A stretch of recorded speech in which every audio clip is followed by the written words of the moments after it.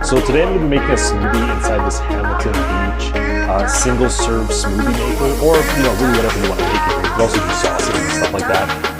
Like for example, I use it for hollandaise sauce as well. You put a couple egg yolks in there. You slowly put in some butter with this lid that just opens up a little bit, because this can also be used as a to-go cup.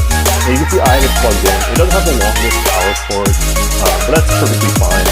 So I'm just making a basic smoothie today. I'm just going to throw in some frozen fruit. So here I have some mango, and then here I have some raspberries. Just a very, very basic smoothie. I might even throw in a little bit of whey protein for myself too. You can see this is kind of the older frozen fruit that I had in the back of the freezer. Still makes a good smoothie. So now I either use juice or you can use water. If you want something with a little more sugar, make sure you use juice. I just fill it up just below the top of the fruit. So here you can see how much water I have in there. You can see there's still some fruit on top, just because I didn't compact it a ton. Now we just want to snap it into place like so.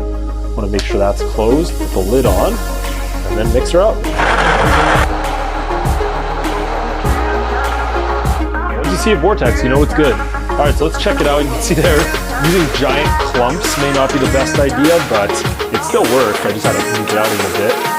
Let's take this out. So now we can snap this off actually. And I want to show you the consistency.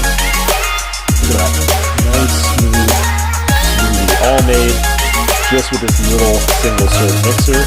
And you want to take it on the go, put the lid on, snap it into place. This will easily fit in a cup holder. You don't have to worry about this getting ruined. Open it up, you can put a straw, or